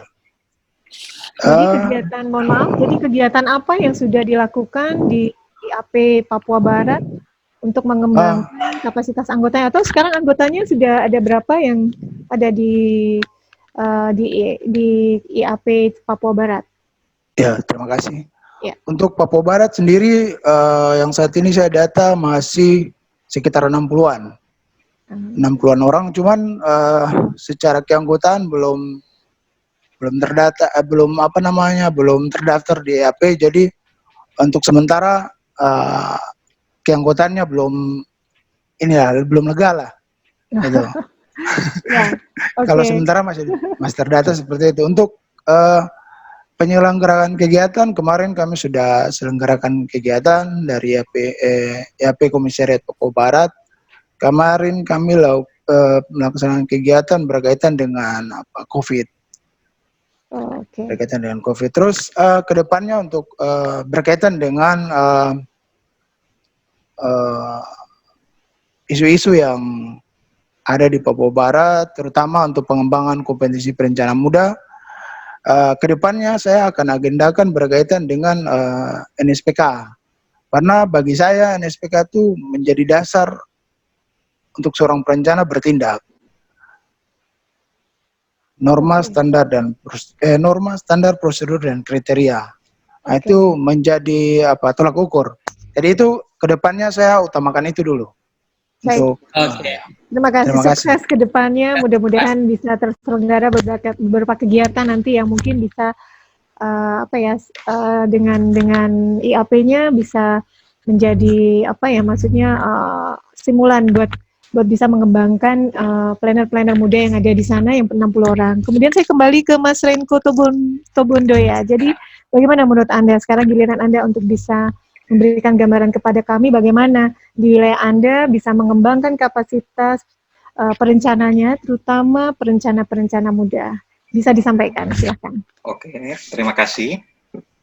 Saya ucapkan pertama kepada Pak Junior Ilham, Mbak Vanita Ari, dan Pak Kamandos, dengan yang teman-teman yang lain telah mengizinkan saya untuk berpartisipasi. Perkenalkan, nama saya Renko Hutama Putra. Saya profesi saya sebagai konsultan dan juga sebagai di organisasi. Saya sebagai Sekretaris Jenderal IAP Sulawesi Tengah. Di sini saya memberikan gambaran bahwa IAP Sulawesi Tengah baru dikukuhkan bulan Desember kemarin. Nah, untuk program-program terutama dalam meningkatkan kapasitas milenial, terutama planner muda, di sini dalam waktu dekat minta dukungan doanya. Kami dari IAP Sulteng berencana mau diskusi dengan beberapa stakeholder daerah. Di sini kami melibatkan juga beberapa planners muda untuk berpartisipasi dalam hal isu-isu apa yang menjadi polemik dalam polemik di daerah kami sendiri, dan juga apa sih sebenarnya tantangannya gitu, isu-isu strategisnya dalam mengembangkan suatu kawasan di berbagai daerah khususnya di Sulawesi Tengah dan berbagai stakeholder. Nah, terus yang kedua, rencana kami juga dalam IAP Sulteng ini, karena kita tahu bahwa planners ini selain kita dengan berkompetisi dengan tenaga-tenaga ahli, tenaga-tenaga hal yang lain, skill yang paling menurut kami yang paling dasar yang harus ini adalah skill dalam hal menguasai ARGIS dan juga menguasai terutama dalam menghitung kemampuan lahan. Nah, dan terakhir kami juga rencana beberapa waktu dekat ini akan berkolaborasi dengan pemerintah Kota Palu dalam hal One Planner, One Kelurahan.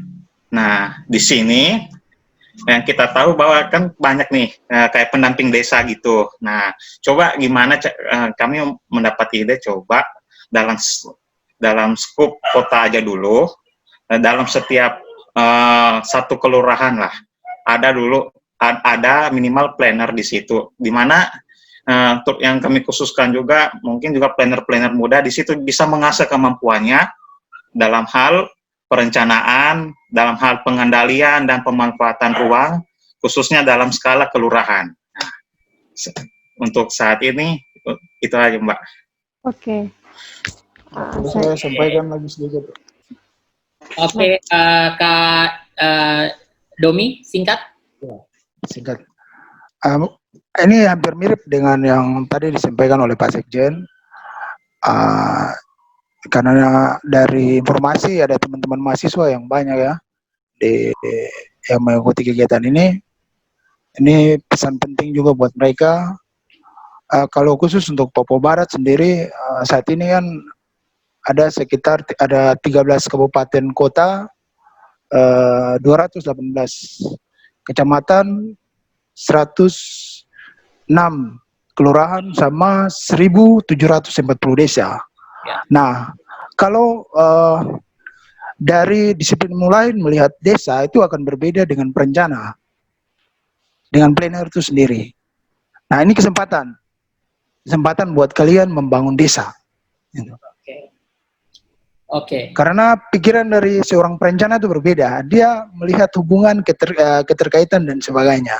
Ini poin penting untuk teman-teman planner muda untuk mempersiapkan diri untuk menjemput hal-hal seperti ini. Terima kasih, Pak. Oke, makasih Kak Domi. Terima kasih Kak Domi dan teman-teman sekalian. Tadi 12 perencana sudah bicara dalam bidangnya. Kami Mas Mandis, tinggal Mbak Leni. Mbak Leni, Mas Mandis. Ini baru mau saya closing ke dia. Jadi teman-teman sekalian, bahwa dari 12 perencana ini ada begitu banyak opini. Tapi ternyata ilmu planning itu tidak hanya berkutat di dunia perencanaan, konsultan, tata ruang, dan sebagainya. Tetapi di dunia perbankan. Ini yang planner, yang kerja di dunia bukan planner. Telah hadir bersama kita Kak Leni Intani. Kak Leni sudah bergabung. Halo semuanya. Terima kasih Mbak Leni sudah bergabung bersama kita. Yang ingin saya tanyakan, bermanfaat gak ilmu yang diperoleh di kuliah dengan dunia kerja kakak saat ini? Apa yang saya pelajari kemarin selama saya kuliah itu sebenarnya terpakai di bank maupun di dunia kerja lainnya. Karena apa? Kita walaupun kita jurusan perencanaan wilayah dan kota, tapi di dalam situ tuh kita mempelajari hampir semua itu ilmu tuh kita pelajari, baik sosial, ekonomi, terutama ekonomi itu sangat terpakai selama saya bekerja di bank. Dan selain itu juga soft skill yang kita dapat ya, seperti kepemimpinan, etika itu juga penting, terus juga komunikasi juga itu sangat terpakai. Okay. Jadi buat adik-adik para planner atau calon maba yang pengen berkuliah di jurusan perencanaan wilayah dan kota, jangan ini ya, harus antusias tinggi. Okay. Karena kita tuh bisa bekerja di mana saja. Perencanaan wilayah dan kota itu kita pelajari semuanya gitu. Baik. Terima kasih. Saya mulai dari Kak Leni. Ini pertanyaan terakhir untuk 13 narasumber saya. Menyesal nggak jadi seorang planner? Enggak ya. Oke. Tidak. Yang lainnya, Kak Renko, menyesal nggak Anda jadi seorang planner? Enggak. Next, Kak Maskur? Saya nggak menyesal ya, bahkan sangat bersyukur. Kenapa? Bagi saya pekerjaan planner adalah pekerjaan yang sangat mulia gitu. Ketika orang berpikir tentang diri sendiri, kita berpikir untuk orang banyak. Iya. Kak Ardi, menyesal nggak jadi planner? Singkat aja, oke? Sangat tidak menyesal. Oke, thank you. Kak Leni, menyesal Anda jadi seorang perencana? Iya. Maaf Mas, agak susah signal. Saya tidak menyesal dengan ini sekarang ya Mas, sebagai perencana, karena itu sudah menjadi mimpi dan passion saya mungkin Mas. Terima kasih. Ya, terima kasih Kak Rati. Ya. Kalau ada satu hal yang paling saya syukuri itu, saya bersyukur Anda di masih dunia planner. Mungkin saya dulu. Oke, Kak Domi. Saya sangat bersyukur sekali berada di dunia planner. Kak Juanda? Sama sekali. Oke. Pak Destri? Saya tidak menyesal. Oke. Siapa lagi? Kak Anendia? Saya tidak menyesal karena ilmu planologi itu multidisiplin mempelajari keseluruhan. Oke. Mas Juanda itu. Iya. Halo, dengar ya? Jelas? Ya, alhamdulillah tidak menyesal. Jadi di jurusan planologi ini kita sebenarnya bisa berbicara banyak ya. Ada hal-hal yang mungkin kita bisa berbicara secara spasial, bisa bicara ekonomi wilayah juga. Dan ini menarik, dan ini pengalaman saya bisa saya pakai berkat jurusan planologi ini. Oke, baik. Saya tahun 2018 itu saya keterima sebagai tenaga di BRGRI. Terima kasih. Terima kasih. Dan yang terakhir, Kak Anindya sudah. Kak Rahma. Bisa diulangi Mas, soalnya putus-putus. Menyesal nggak orang perencana? Kenapa? Menyesal menjadi perencana. Gak nyesal sama sekali. Oke, thank you. Baik, saya rasa sudah semua narasumber saya pada hari ini. Sepertinya hanya waktulah yang memisahkan kita. Terima kasih Anda sudah terlahir sebagai seorang perencana. Dan saat ini Anda masih tetap perencana. Untuk Anda di luar sana, masa depan kota saja bisa kita rencanakan. Apalagi masa depan kita semua dan seluruh masyarakat di bumi ini. Saya Amandus Jongtalo beserta rekanita saya, Kak Vanita Chateng-Ani. Pamit undur diri dari hadapan Anda, saya kembalikan ke Pak Junior untuk memberikan closing statement terhadap acara kita hari ini. Silakan Pak Junior. Ya, terima kasih. Terima kasih. Memang tidak semua memuaskan dalam sebuah keinginan ataupun ekspektasi dari apa yang kita pikirkan. Dari awal kita mau ngobrol tentang kompetensi. Ada hal-hal yang memang belum tersentuh terkait dengan apa yang kita diskusikan. Bagaimana next sebuah tatanan standar tentang kompetisi itu sendiri. Tapi ini masukan yang sangat berharga. 13 orang yang bicara banyak hal, ditambah dengan 2 orang yang sama-sama milenial. Mbak Panita milenial juga ya? Oh, milenial katanya WHO masih 65 tahun, itu juga masuk milenial. Jadi kita yang masih 60 ataupun mau ke 60, jangan khawatir. Saya tidak ini ke Pak Ananto ya, saya menyapa Pak Ananto karena satu-satunya yang senior, Pak Ananto Yudhoyono, senior saya juga. Salam hormat Pak untuk Pak Ananto. Teman-teman sangat membanggakan ya apa yang sudah disampaikan. Paling tidak itulah suara dari para muda planner di Indonesia. Masih banyak juga yang harus dieksplor terkait dengan bagaimana kita menjadikan sebuah planner yang punya kompeten. Kompeten dalam artian tidak hanya kompeten dalam bidang akademis, karena akademis itu hanya salah satu untuk mencapai sebuah kompetensi sebagai seorang profesional. Dimanapun kalian, mau di pemerintahan, mau di NGO, mau di swasta, ataupun sebagai akademisi, semuanya punya hal-hal yang punya brand ataupun punya pemikiran dari hal-hal yang dulunya menjadi dasar sebagai seorang planner. Saya sudah menuliskan sebenarnya, meskipun ini bukan sebuah kesimpulan, tapi ini bisa menjadikan tindak lanjut nanti untuk kita pikirkan bersama. Yang pertama tentang bagaimana pembelajaran di kampus. Bagaimana kita melihat bahwa pembelajaran kebidanan di kampus mengkaitkan dengan kompetensi kita nanti di luar. Karena bagaimanapun kita tahu bahwa kampus-kampus seluruh Indonesia yang ada PWK-nya, jadi jurusan planologi atau PWK, sudah 70-an lebih. Dan itu pun masing-masing berbeda dalam kaitan konsentrasi kebidakannya. Ini yang mungkin menjadi sebuah kekayaan buat kita. Yang kedua, masalah inisiatif terkait dengan peningkatan kemampuan literasi, itu menjadi sangat penting. Yang mengkaitkan tadi, Mas Maskur menyampaikan dengan 3M-nya, membaca, mendengar, menulis, punya arti yang tidak sederhana. Banyak hal yang harus dikupas di antara hal yang bersangkut paut dengan diksi yang sangat sederhana itu. Selanjutnya masalah prinsip marketing. Jadi kita punya prinsip marketing juga yang harus dipelajari. Bagi orang yang sudah profesional ataupun keluar dari perguruan tinggi dan akan menghadapi dunia keprofesionalannya, tidak hanya sebagai planner, marketing ini menjadi sangat penting. Bagaimana kita memberikan kepercayaan dan bisa serta sanggup memberikan kepercayaan tentang ide kita kalau kita tidak punya teknik marketing yang bagus. Selanjutnya masalah planning, mengkaitkan dengan planning praktis, policy, hubungan dengan pembelajaran mandiri, program Kampus Merdeka. Selanjutnya masalah mengkaitkan dengan skill dan attitude. Tadi sudah disampaikan sebenarnya ada 9 hal utama dalam melihat sebuah kompetenan planner di Indonesia ini. Akan tapi luar biasa sudah terungkap 3 hal yang utama tadi. Jadi sisanya 6 nanti kita bahas bersama lagi di kesempatan yang lain. Akan banyak hal lagi yang lebih seluruh lagi.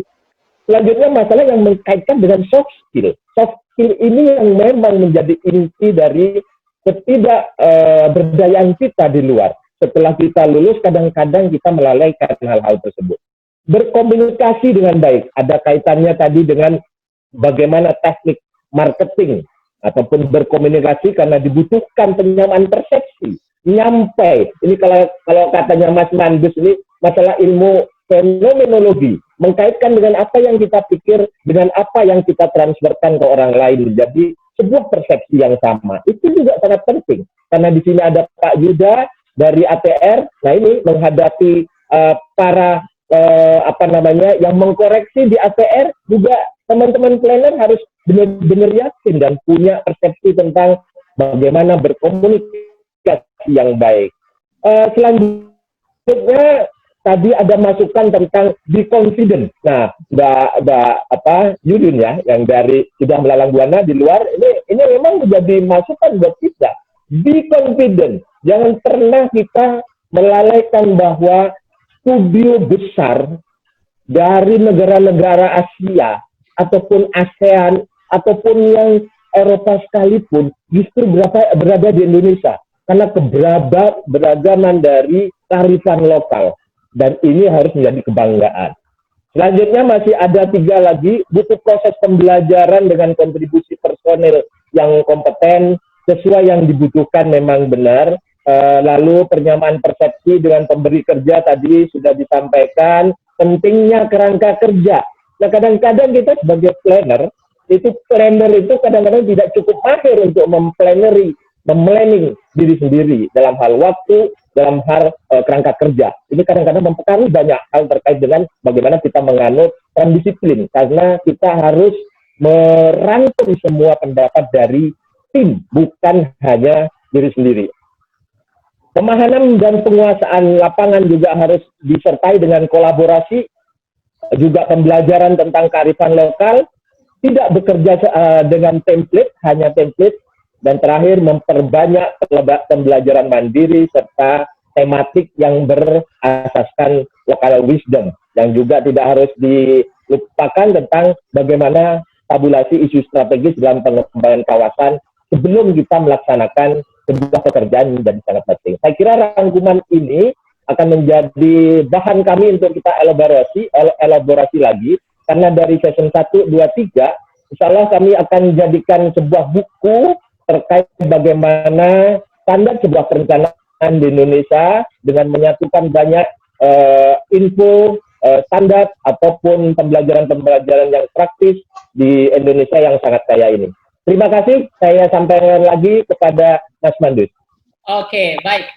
Terima kasih Pak Junia atas closing remark-nya kepada kita, dan atas nama Planning and Sharing, kami mengucapkan apresiasi setinggi-tingginya kepada 13 narasumber kami. Silakan Mas Wibi. Yang pertama, saya mengucapkan terima kasih jauh-jauh dari Papua Barat buat Kakak Dominikus Point. Berikutnya kepada Mbak Yuyun Komaria, berikutnya kepada Kak Renko Hutama Putra, berikutnya kepada Kak Rati Purnamasari dari Yogyakarta, berikutnya kepada Kak Rahmawati, selanjutnya Kak Vanita, berikutnya kepada Kak Maskur Abdillah, selanjutnya Kak Destri Wulandari. Silakan Kak Vanita. Ya, berikutnya adalah Kak Leni Intani, Kak Juanda Putra, Mbak Freni Francisca, Kak Daniel Togas, Ardianto Maximilianus, Adindia Fiartika, yang telah bergabung bersama kami di sini. Kami sampaikan penghargaan yang setinggi-tingginya. Mudah-mudahan ini bermanfaat ke depan. Baik, terima kasih. Teman-teman semua, terima kasih. Hanyalah waktu yang memisahkan kita. Akhir kata, kami dari tempat ini mengucapkan terima kasih, dan saya kembalikan kepada host kita. Silakan Mas Wibi. Terima kasih banyak Pak Mandus. Kita tidak sadar telah mencapai penghujung acara pada siang hari ini atau sore hari di bagian Indonesia sebelah timur. Baik, daripada rangkaian sesi 1 dan sesi 2 yang akan diadakan besok, peserta mungkin ada yang belum mendaftar untuk sesi 2. Jika penasaran telah mengikuti bagaimana talkshow pada hari ini dan penasaran untuk mengikuti talkshow besok hari, pendaftaran masih dibuka. Jadi masih bisa mendaftar melalui link yang ada di leaflet dan bisa konfirmasi ke saya melalui nomor WA yang tertera. Jika ada yang penasaran dan belum mendaftar untuk besok, masih dibuka untuk pendaftarannya. Dan kami tunggu di pertemuan kita pada besok hari di waktu yang sama pada pukul 13.00 waktu Indonesia Barat. Untuk waktu Indonesia Tengah dan waktu Indonesia Timur silahkan menyesuaikan. Dan kiranya ada salah kata dari kami, dari panitia, kami mohon maaf. Kurang lebihnya terima kasih kepada para peserta. Kami tutup. Wassalamualaikum warahmatullahi wabarakatuh.